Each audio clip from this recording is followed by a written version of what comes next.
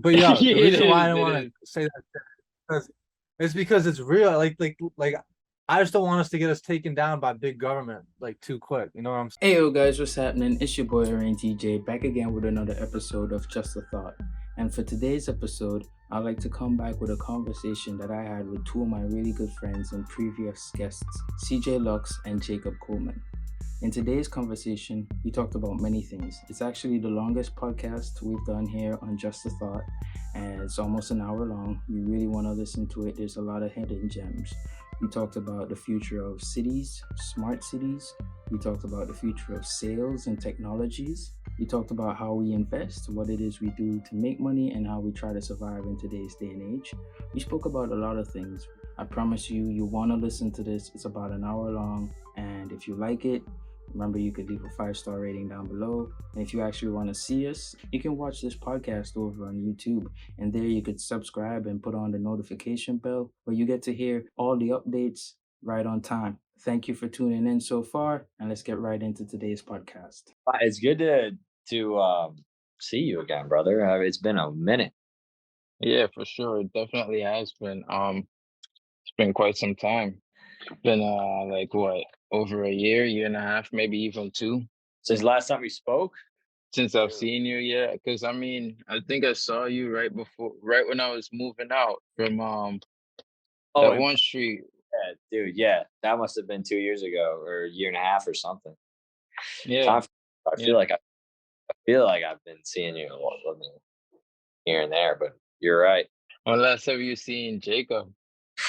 Since I don't even Rome, right? Rome? Or Oh, geez. oh no, he came down one time after Rome. Okay. That Jacob's a good kid. No way. What's up, brother? Yo. Yeah, Wait. yeah, a little surprise visit.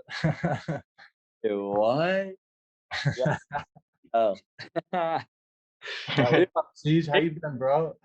And I'm hanging out with my friends. Yeah, exactly. Now we're just the guys chatting, Araine, I was actually in New York, and I was with one of CJ's like really close friends. And we went out like all weekend. It was pretty fun. I wish you were there. Yeah, I Yeah, wish me too. that's Wait, CJ, you cut out a little bit there. What'd you say again? I said I wish you were in Philly. I That's know, I know. I've been out in San Diego. I mean, uh, definitely gotta check it out once you got the time. But dude, yeah. I'll make So, what are you doing right now? You look like you're all business professional and whatnot. Right? gotta blur my hold on because it looks good on yours. Like that blur. You see Yeah, it? that's what Araine said too. He was like, "Yo, what is that?" Dude, the Zoom blur is sick. I use Teams a lot, but no, I mean I'm in sales, dude. I'm working down here at the Navy Yard. Um, I love this company, dude. It's called Worldwide Express, and we're doing like shipping stuff, like logistics, like things like that. So just like great office culture. We actually all just went to the Poconos this weekend as an office because we sponsor a NASCAR driver, and he was in first place like right towards the end, and then Two questions. Well, two things.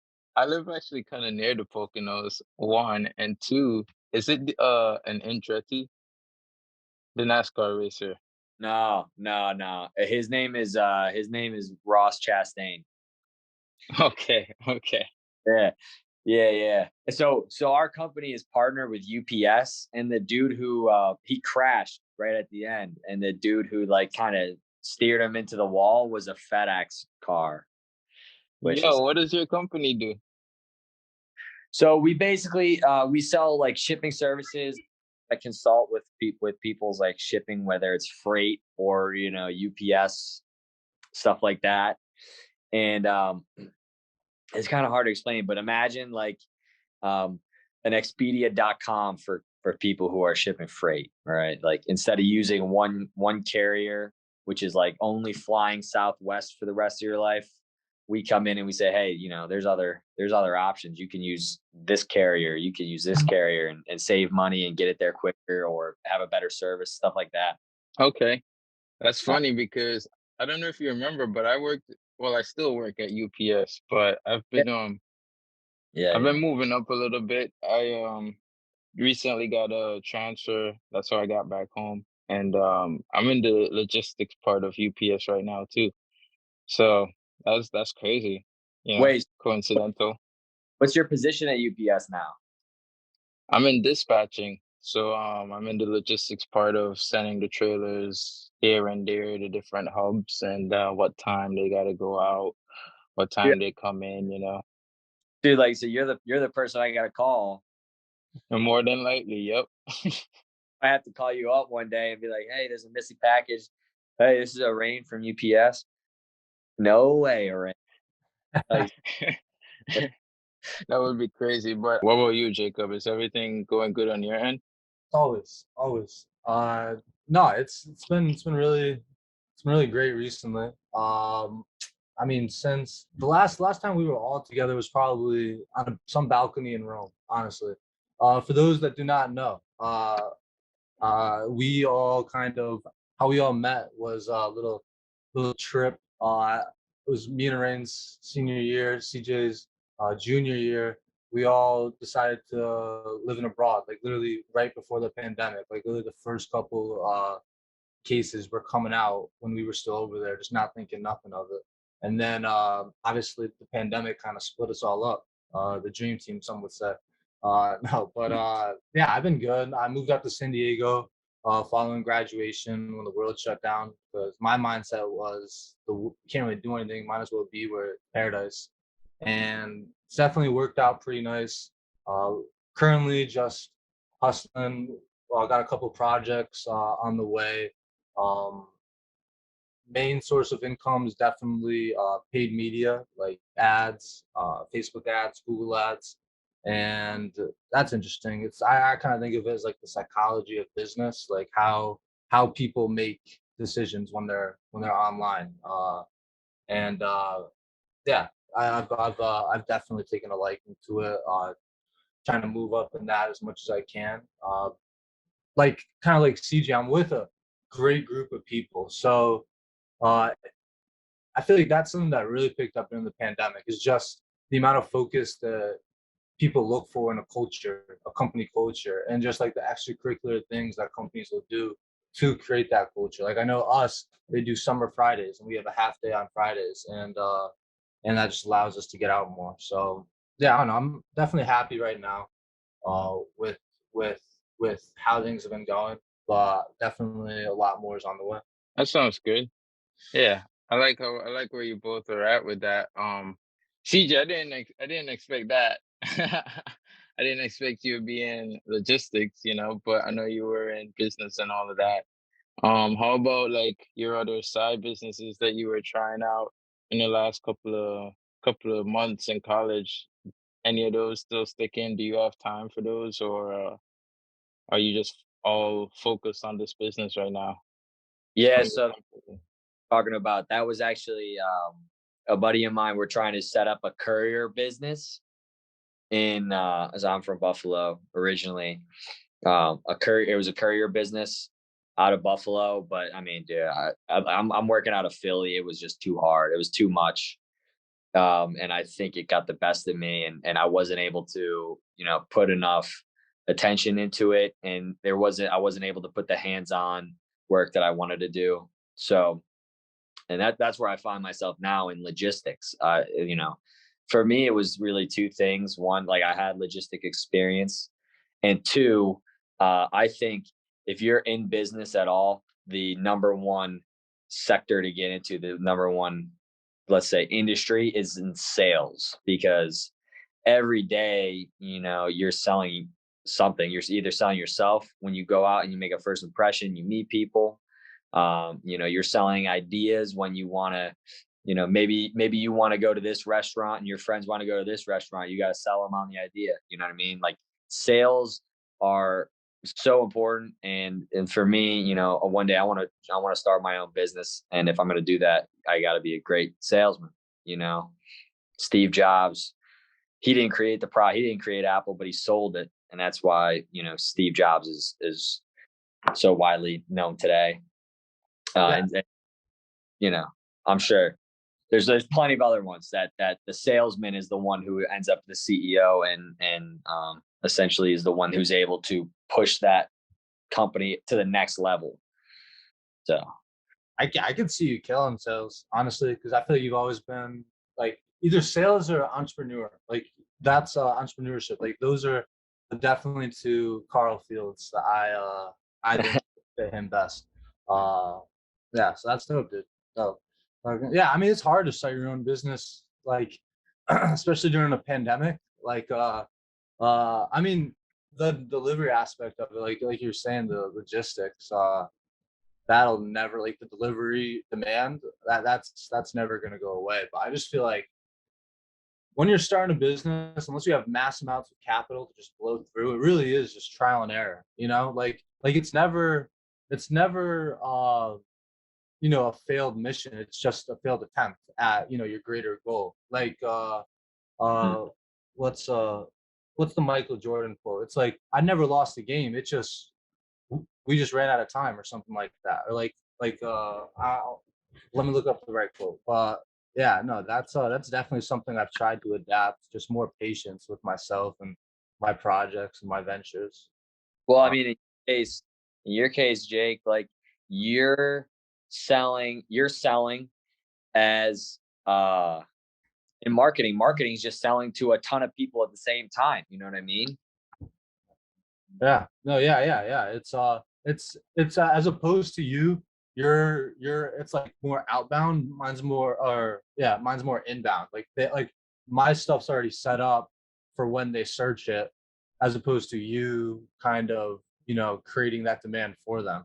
Exactly. So yeah, it's two sides of the same coin. And by the way, the official quote is, I've never lost a game. I just ran out of time, by Michael Jordan.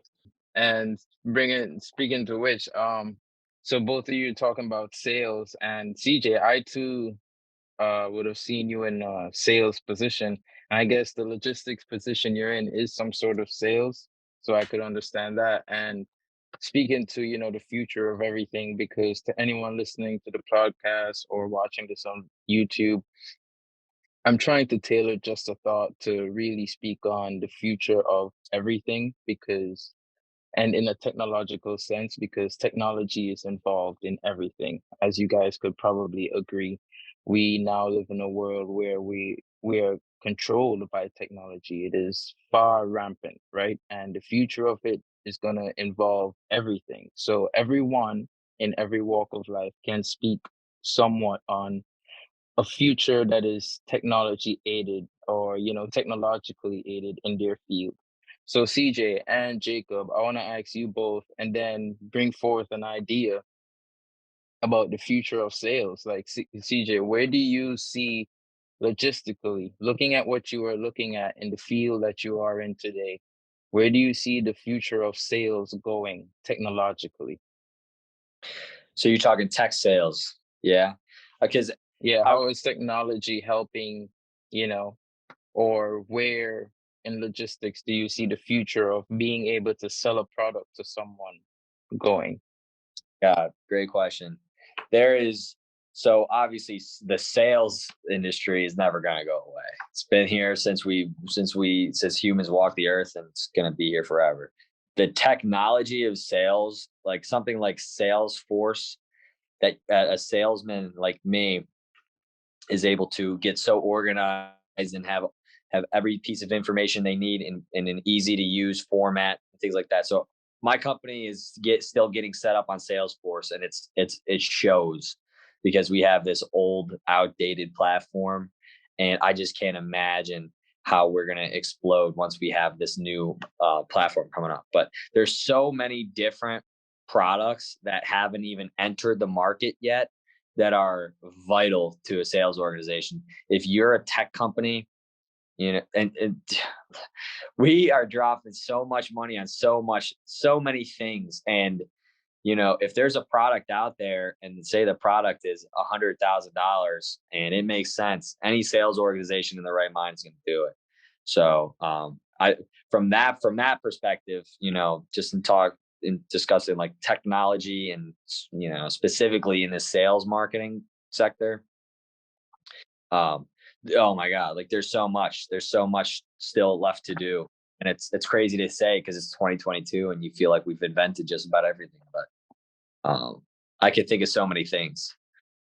Yeah, as the metaverse, adapts, I feel like that's, at least for us, like I do a lot of ads on Facebook. So just getting more immersive with those advertisements. I know a lot of it is like kind of almost like to your thing you're saying, a lot of the technology is evolving at a capacity that humans can't even really understand it or roll it out fast enough, like to get the masses to really understand it. So yeah, there's a lot of different entry points coming in. Um, do you do anything yourself? I mean, either of you, in terms of just like research, like trying to stay on top of it, like there's just infinite amounts of literature that you can read and try to prep yourself for the technology that's coming. But kind of wanted to hear, where do you guys kind of pull information from to like stay on top of it? Is it like, because nowadays it's what? It's like TikTok, it's group chats, it's Reddits, it's Instagram pages, it's Facebook pages, it's Google, YouTube influencers. Yeah, for me, it's really YouTube and audiobooks. And the reason why I asked the future on all that, because for me, where sales may come into play and in technology, like I look at the ads. This will probably more fall in Jacob's world, like maybe Jacob could understand, but I look at maybe, I mean, CJ, you'll definitely get it, but I think this is like, because he does the Google ads and stuff, you know? So like, I think the future of sales would be in those things, you know, the marketing and social media platforms like TikTok and Instagram Reels and stuff like that. I also look at the fact that, you know, on televisions, like before when you were watching a TV show or a station, when it was advertisements coming on, you could have changed the station, right?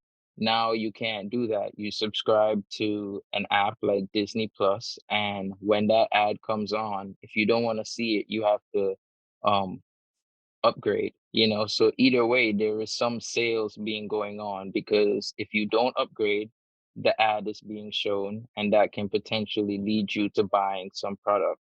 And if you do upgrade, that is a sales being done on, you know, the app's part or the service provider's part because they just sold you a more premium package, you know? So I feel like that's the kind of things where sales is going to. I no longer see the guy going from door to door anymore. I don't know if that's going to keep happening. No, I don't think there's any value in face to face real life, which sucks. Like I like it. I love face to face. Like that's the best way to do it. It'll forever be the best way to do it. But there's no reason when I can sell to anybody in the whole world, and all I have to do is give them a call on the phone and then follow up and say, hey, let's take 30 minutes to meet on Zoom. Okay, cool. And then we get what we need to do, and we didn't leave our offices or even our houses sometimes. There's no need for it. I see. So we've been talking about metaverse a lot.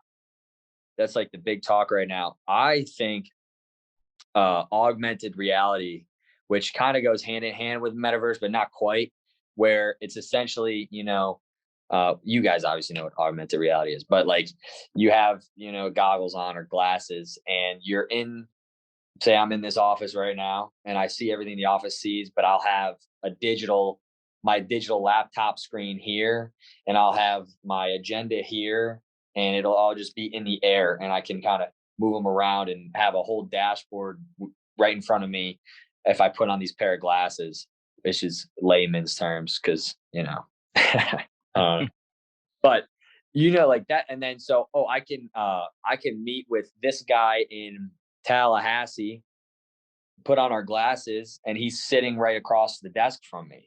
Having coffee, yeah. So, oh my God, like I don't I would never even need to see anybody in person ever again, which is dangerous for from a social perspective because it'll never replace like, real time with each other. But that's going to be, and I think metaverse is going to be up quick. It's going to be really big, really quick. But that's kind of like the step in between now and the metaverse is that. And I don't think a lot of people are talking about that at all. It's a conversation, but all you hear about is the metaverse and that kind Yeah, of thing. I Hard. feel like Yeah. I feel like once if because right now it's almost like, I mean, I don't know. I've never experienced the metaverse. You know what I mean? I don't know who even is available to it or has been, in it. You know what I mean? So like once maybe they roll that out to the masses. I don't know how or if that's the plan for, Facebook or Meta, the company. Uh but yeah, like that right there will determine it. And then as the algorithm, advances, with Google, with Facebook, with YouTube caters, the content, the sales ads to you more and more accurately. There's the sales. It's it. I mean, yeah, it's I don't want to say obsolete, but I'm curious to see where it's going to go. Because you don't know. We don't know how this technology is even going to work. Uh, we just that's kind of what I was saying before. Like a lot of the new Google Ads updates are trying to give more power to the platforms and less power to me in terms of like looking at the data and understanding how to target it. So these systems are getting smarter. It's just how much human integration is going to be used for the actual sales process is something that like that augmented reality thing that you suggest. I could definitely see that. But is that even with another person, or is that with a sentient AI? Because I don't know if you guys saw like the Google uh, little whistleblower, but yeah, Yeah. No, Well, no. I mean, a robot will never be able to do a sales job, right? that's the I question. mean, What? you never know, because nowadays, like speaking to sentience and AI, like, um, yeah, there are AIs now that are seemingly like humans, bro. Like the way they speak, with voice chats and visual, not like physical robotic arms and faces, but like on a screen or something, but their their replies are, becoming more and more believable. And there's even a Google app that it was not released to the public because of how well it did its job. And its job was to call companies for you and make appointments for you. And I remember there was a point in time where companies were rebelling against this thing, saying that they should have a feature that accepts or denies calls from AI systems, because they need to know if they're speaking to a human being or not.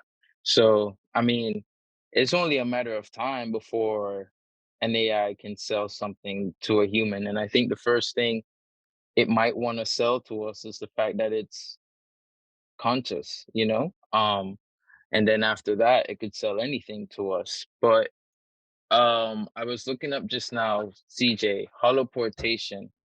I think that that's one of those steps in between what we have now in sales and speaking to people and whatnot. So there's some of those things coming about. I was looking into the future of transportation, and I came across that because I'm working on a movie as well, or a couple videos of the future of everything, and different topics. So that's how I came about that. And I think that would help too, and stuff like that ties together with the whole augmented reality. Pokemon Go really brought it into the consumer market, and no one has taken it further after that, at least as we've seen. But I can recall writing papers in college about doctors using augmented reality in surgeries, and in also training, and also in showing patients what it is that they are seeing as well, and just look at the future of those kind of things. It's actually quite incredible. Yeah. It doesn't get enough attention, honestly. But if you're talking like in terms of investing, I don't know if you're going to invest any money into anything right now. Yeah, dude. I mean, it's just tough, dude. It's just tough because I mean, I 100% decentralized banking, decentralized everything. way of the future. But what's gonna give it that push, you know? Is it inflation and the market, collapsing worse than it ever has before? Like right now, it's kind of relying on just like its trust, the trust of this currency. There's been a lot of moves, by different countries to put it into effect. Like they've built cities off of, these decentralized formations of corporations or just people. And yeah, it definitely has a lot of upside. I just don't know. Like for me, for regular dude, what's gonna make me take some of my paycheck, you know what I mean, and put it into this uh into this crypto with I don't know, like I tried the day trading at the beginning of the year, researching and staying up to date, studying the charts. But and I don't know. I've just lost a lot of money and I don't have a good reason to invest right now. I mean, they say buy the lows, but maybe Rain could shine some light on what you've kind of been doing. Because I know you were kind of big into the little, like, not the little, but you were big into it a couple of years ago. So I'm curious to see what you have to say about it. Like, Well, are you still moving? Are you still moving like you were maybe when Bitcoin was at 69? Uh, or just kind of speak to that. okay, so speaking to that and like my faults in investing,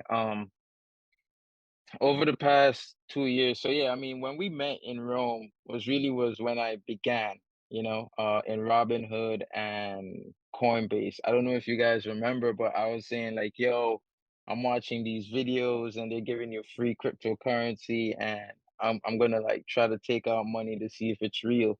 And it worked. And that's how I got into Coinbase and stuff.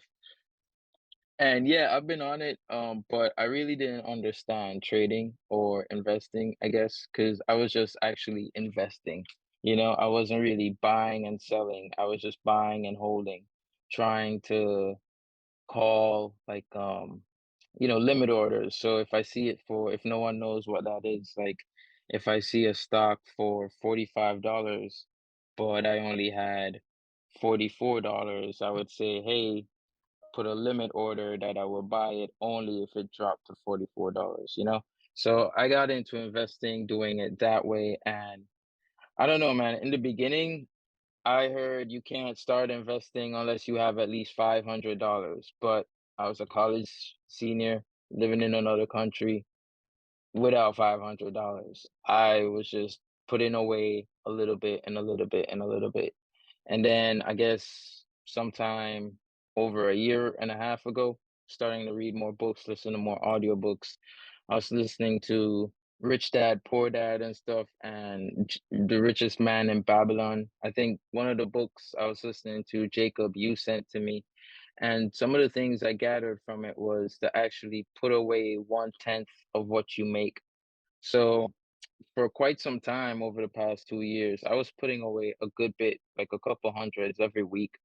And I was working over 40 hours, 50 hours every week to accommodate rent and investing. I didn't go out. I went to the bar once since COVID hit, and that was because a young lady wanted to go. And other than that, I was home saving my money. I got one shoes or two new shoes because my mom got one for me and then encouraged me to buy another, like stuff like that. I bought a new jeans for work only because the jeans I had ripped. Um One time when I was with someone, I noticed we were buying food very often and I cut that, like a pizza every weekend turns out to be about $100 a month. So I cut that, stuff like that is what I cut. And I created, I joined apps like Acorn, Robinhood, Gemini, Coinbase, and I put up um reoccurring buys. So it would just automatically buy. And some of my stocks, like, let's say Tesla, I would say $5 a day.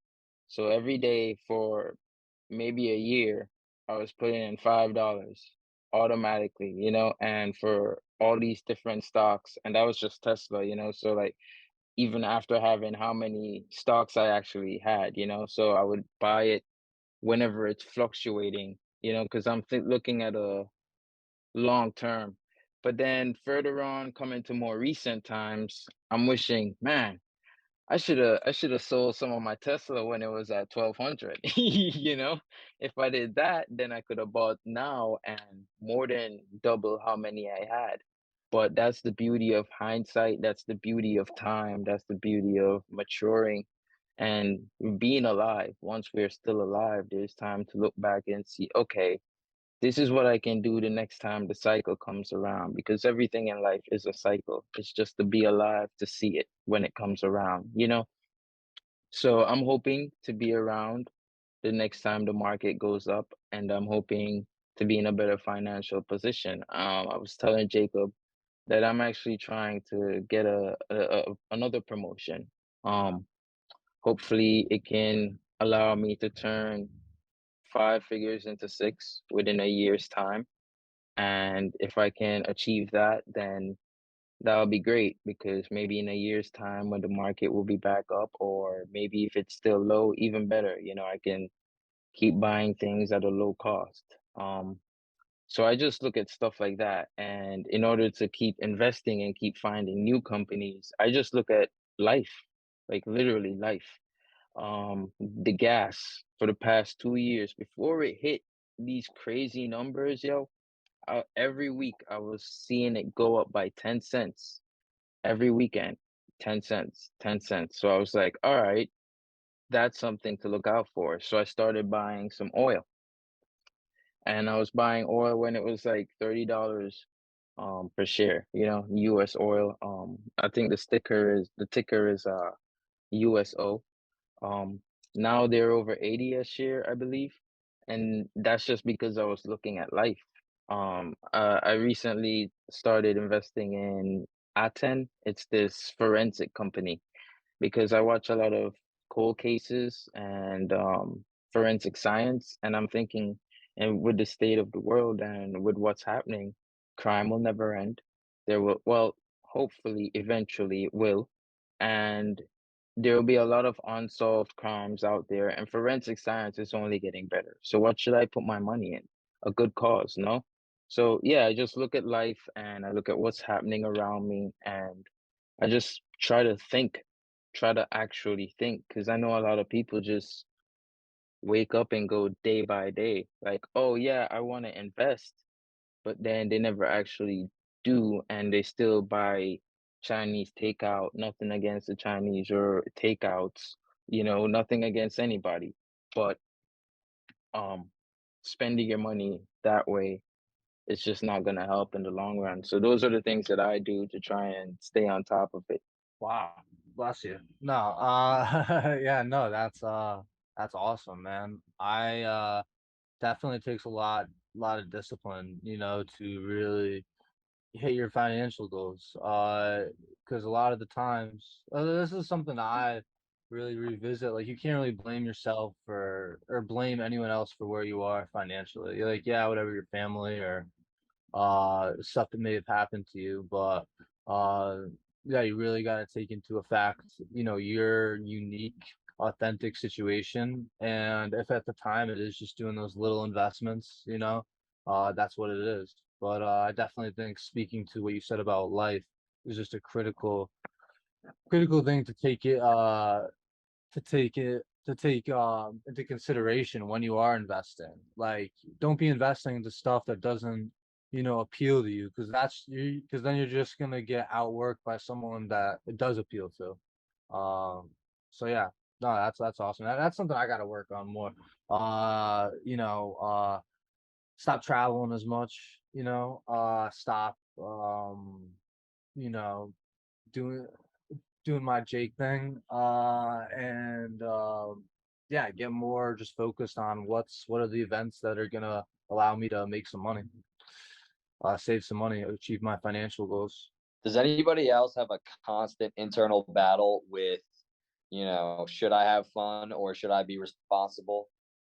Dude, yeah, I had that last weekend when I went to New York, man. Like it's because I don't know, you can debate it back and forth. I feel like till you're blue in the face. You know what It, I mean? Like, so I mean, I saw.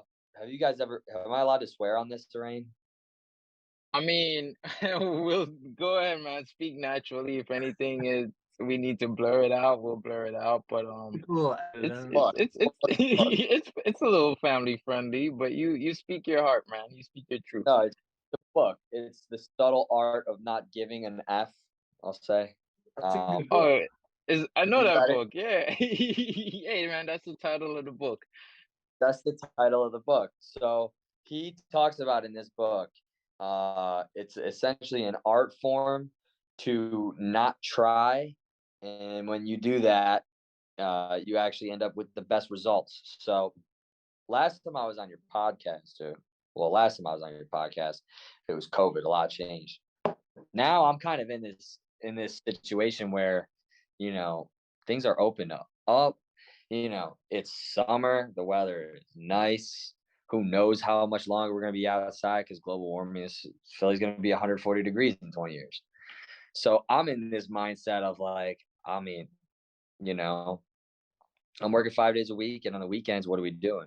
You know what I mean? And I've gone back and forth with that, and so you know, with that, I'm spending a lot more money, obviously, and you know what I mean? Like I don't know what to do because I Yeah. think there's both sides to the story. You know, when you go out, it's never good to never go out, and obviously, too much of anything is bad. You know, too much of staying in is bad. You know, you want that social experience. You want to be around people and things like that. But man, like um, I've heard both sides of the story, and I'm trying to get a gauge. And this is my question to you guys: Yeah. is what are your thoughts on trying less, which ironically produces more results? So I this is something I feel like I'm the epitome of because I you know I work really hard, but I also play pretty hard. And because my whole philosophy is you need to be young and reckless before you're old and wise. And if you're not going out there and experiencing life, getting inspired, putting yourself out there, having those social connections, then are you even living life? Are you even, are you even like like what are you creating? Like what are you working for? Like if you have, you know what I mean, like your family or that deeper why, it'll justify any how or what of going out. You know what I mean? But if you don't have that and you're kind of like you just like where you are in life, like you like your living situation, you like your friends, and you have to enjoy that. You have to get the most out of that because it doesn't last forever.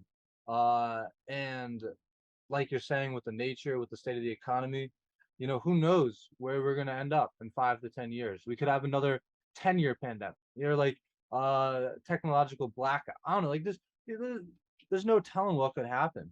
Uh but you need to be prepared for it. So, Araine, how do you prepare for it? Well, you guys might say I've been doing it wrong, because Oh, I've been no. no, I'm just playing. I'm just playing. But I've been stuck. I've been well, not stuck, but I've been the version of the story that seems to have an idea of what it is they want and the reasons why. So for me, it's not really that challenging to stay indoors. But there's a side of it where there are times where I wish I was like, man, I wish I still went out because I could do with a drink, I could do with the social scene, I could go to a bar right now and meet someone, you know. But because I've cut that out for so long, my connections are limited, and my connections are really guys like you know, people like you. And there's two folds to that, you know, there's that lack of partying, but that can still come should I achieve my goals. And there is the whole being too driven and too focused because my mother always say that I'm pretty disciplined, right? She thinks that I am. And I always say that I'm not as disciplined as I used to be or as I should be, right? And she always reminds me that you need to have a life. But like I said just now, because you've spent so long within the studio on your own, that slowly becomes your life. And it's kind of sad, but it's also not, because this is someone working towards a goal. It's not one of those people who's content with what they have. Now, should I achieve my goals, which is to be financially free, so free that I no longer need to work, but can spend every day on art, then I can travel, and then I can meet the people I would like to meet, and that might be the time for me. Um, but speaking to the future and the dystopia that may come, because I do not believe a utopia is truly um, attainable. If it is a global utopia, it's probably a lie. We would probably all be asleep and being deceived, because there will always be conflict between us. So how I think about it is literally these plans, I don't speak too much on it, but seeing that it's actually becoming a thing, and I know you two know about it. I've been telling you since your own, but I guess now it's time that I may mention it to anyone listening. But I focus on my micronation. I have a dream of building a micronation, as you guys know, and um, I keep tailoring that, because when the future gets doom and gloom, hopefully it doesn't, but should it get there, I would like my little community of like-minded people to be well off, somewhat like a super gated community. We would have our own water supply, our own electric supply. Anyone living there would have those amenities for free. And when I say free, I mean free, not like some hidden fee later on. I mean a true community where we work together, come together, and live freely. And if anyone wants to go out and work in the real world and make money and bring it back to the community, they can go ahead and do that. I've been looking at other things coming out in the future, like Jetson. You guys should look that up. It's a drone company, and they're coming out with these $90,000 personal drones that you could fly across the desert with. And I see it and I'm thinking, what if the future becomes a place where it's just so hot and everywhere is barren and water is worth more than gold, people kill for it, and we're just these beings covered in, like all these clothes, protecting us from the winds and the sand, and we're just flying our drones at high speeds in order to get from one vast area to the next, because population has died down. Is that a reality to come? How do you prepare for that? I don't know. I'm not one of those doomsday preppers, but what I think is just financial freedom, man, on and just getting enough money to buy a big enough piece of land where I can put enough farm animals and a big enough water reserve and enough solar panels for me and a small group of people. And that's what I think about. Yeah, I think they're like the truth in what you said, or I can relate to kind of what you said in terms of I think the answer is just whatever gets you your financial freedom. Whatever allows you to CJ, go out with the boys on the weekend. It might require maybe picking up a little side gig, a couple hours a week, or Araine, it might require not going out or going out, once every couple months. It's everyone has their own very unique roles. The key is what's sustainable for you, you know? No one knows what's gonna happen. It could collapse. It could be the future, Uh just whatever you have to make sure that whenever it happens, whatever it is happens, whatever happens next second, that you're as prepared as you can. You're the best form of Rain, Jacob, CJ to meet that challenge. Um that's or at least that's how I've been trying to go about it. Cause that's why like almost like your micronation, like it's hard to communicate different things, or different whys to people that are so unique and authentic to you, right? Like like the micronation compared to going out with the boys, right? Like that's like the best explanation, like example. You know what I mean? Everyone has a different why. Uh, so yeah. I feel like I try to do a little bit of both, but that's just what works for me. I want to actually touch back on that, Araine, when you're talking about the micronation here, because I've never heard of anything like it, and I think it's absolutely like fascinating what your ideas are, how you plan to implement it, and it's a full for people listening. You had didn't you wrote pages on pages worth of you know Oh yeah, I I still add to it as soon as something comes up that I see in the real world that needs to be addressed. There are a lot. There's a lot. I've been working on this little side project for a long time. I've been thinking of different things, doing research. I even know that parrotfish, uh, they secrete sand. So should I end up somewhere on a shore, I would aim to breed parrotfish so that we can have beautiful beaches. I've put a lot of thought into this. This that may seem pointless, but that does bring forth something to the ecosystem in the marine environment surrounding the island. I've jot down thoughts on recycling plastic and finding a way to merge that with sand, making our own sort of brick, do researches on it, see who's doing it. There currently are people out there finding ways to recycle plastic to make building or construction material. So like it's a thing happening, you know. Akon has made he's working on his second micronation. Akon, the musician, he's more than a musician now in the eyes of some, you know. Yeah, man, China is currently making new countries. Like I remember the day when I was just walking and I was thinking like, man, like society is so messed up. Why can't we just go to a new country? And then I stopped and I thought, wait, why aren't there any new countries? Why isn't it dude, like since I've been born, all the countries have been the same. Then I thought about it more and did research on it more. And really and truly, every country started off as a micronation.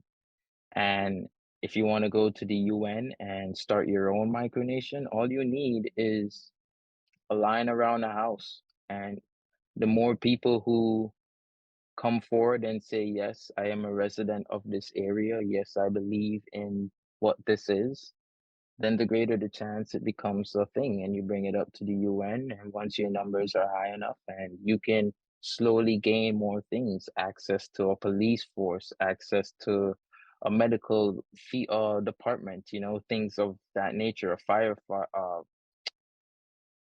fire station and stuff like that, like all these amenities that any growing city or nation would need.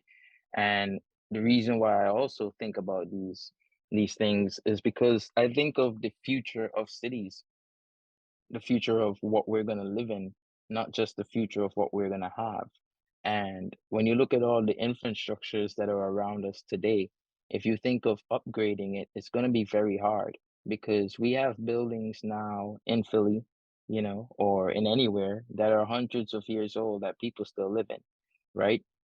We have buildings from the 19th centuries that that are still around. None of these were made with Wi-Fi in mind. So if we wanted to upgrade any of these things, it would be very expensive to break down the city that already exists. Imagine upgrading New York, how expensive that would be, truly, in a future of flying cars. That would be chaos. The easiest thing to do would either be to drop a bomb and wipe it out, or to move to the less developed areas and then put up these smaller, more advanced technological infrastructures. And that's where I think the future is going. So I think of new cities, smart cities, cities being built in the 21st century with all our technological modifications that we know of today in mind, and maybe room for even more futuristic integrations. Like, you know, how we can connect your old computer screen to a new laptop using that adapter. maybe we might have more adapters in mind, you know? So I think about those things all the time, and those are the reasons why I keep adding to my files on the micronation. But that was a long cut to answer your question. But yeah, CJ, back to you. Well, I think the future, and I'm maybe not in our lifetime, but a couple hundred years from now, I think, well, you know how obviously we have 50 states, right? I think that's going to be broken down into cities eventually. I think cities are going to have much more power. They're going to be in a sense, small micronations, because think about it, like, so our population in the world is almost 8 billion. Is it 8 billion? Yeah. I'm gonna find out for you. Look that up. I think it might be close. I'll find out. You keep talking. But um, so a couple hundred years from now, scientists are saying we're supposed to plateau at about 9 million. I'm not sure how that's going to work. And like you said, Araine, like who knows, based on our limited resources we have, like who knows where we'll be in a couple hundred years. But I think cities will grow so large that they're going to, in a sense, be their own, maybe not micronations, but like micro states. They'll have their own sort of bubble, like their own sort of government and their own laws, almost like a country would, because it's going to be too large. And the space between us might be so great. But it's 7.753 billion people as of 2020. Yeah, there That's a you go. lot of people. All right, here, no, I actually have a question. All right, so do you think this is even like plausible to kind of like set up one of these nations in America? Uh, given the current economic state, the current technological state, like the trust, because I feel like the separation of cities goes back to almost like the decentralized conversation we had about crypto. Like it's what the people want, you know what I mean? Like we want a representation, we want these communities. What's the number one barrier to get us there? You know what I mean? Or like when do you think that'll be a realistic thing? Mhm. That's a good question. I think maybe the biggest thing between that is the country that already exists. Because should you want to put it on somewhere, there's already land, you know, someone already claims it. So to some degree, you would have to work with this nation, you know. Um, and I think that's the biggest barrier, that and getting people to believe that it's doable. Because how many people wake up and think of a need for a new country? You know, they're already living in a country. How many people even really think about what is a country? Uh, Here's a good question. Do you think it's possible in the future at any point? So obviously Amazon makes trillions. Apple makes trillions. Um, do you guys think it's plausible for a company that makes more money than most countries in the world to set up their own kind of government infrastructure where they have, maybe they buy a plot of land and they set up their own sort of government that's run as a business? I mean, I don't want to get into that on this show. I think yeah, I don't think that's an appropriate conversation. I think that's already happening. Um, I think that's already a huge, huge thing. But Well, no, I like, mean, yeah, go. I could see why you say that, because I've thought about it, and that's kind of what I would do if Cheshire Workroom was successful enough. I would use the money off of that to, you know, to fund my micronation. I Yeah, would move the head of my business to my micronation. That would bring income to my people. That would bring job opportunities. We could then bring forth fast food restaurants is from the outside world inside. That would allow my people to communicate with outside, you know. I'm not trying to block things off, but I also know that not everyone out there is as pure as me with these intentions. yeah. I I mean, think so say Tesla headquarters, they set up in a random spot in Texas, and it's still in the U.S. It's still in Texas, and they say they set up this campus. It starts off as a headquarters. They expand. It's in the middle of nowhere, Texas. They let their employees live there. They provide food for their employees. So, all right, food courts. Every business, a headquarters. They have food courts in the building. Like, okay, cool. They have their own rules. All right. What's the difference, honestly? Then at that point, that's something I can see in the next 50 years with Tesla, especially. Elon Musk was already working on that. He mentioned that he wanted to set up a special spot in Texas in the middle of nowhere, and set up for SpaceX. What's that's borderline a different. That's a whole city. He's gonna build a city. Yeah. And I mean, I understand, Jacob, with that being a whole nother topic, a whole nother time and everything, because that could really spin off. But from my standpoint and my point of view, that's amazing because you now have people living and breathing a cause. And if they're really there for that cause, they can put so much time into it, and productivity, can just skyrocket. You can reach that cause so much faster, especially if now imagine someone like Tesla, that company, their solar energy, all of their energy movements. If you look at their battery packs that they're making, these mega packs, they can provide free energy to their employees who live within that city. Exactly what I'm talking about, free amenities for anyone who's working on these causes. And imagine living in a place and not have to pay these taxes, and all you do is live, breathe, and eat your dream. That could be cool. That could be cool. But that would be a really this is a really good spot for us to wrap up, guys. I want to thank you both so much for coming in today. CJ, it was great seeing you. Jacob, you as well. And I'm really trying to get back into doing these Just the Thoughts a lot more often. We have a lot of great thoughts, the three of us. I think the three of us should continue having more conversations and sharing them with other people.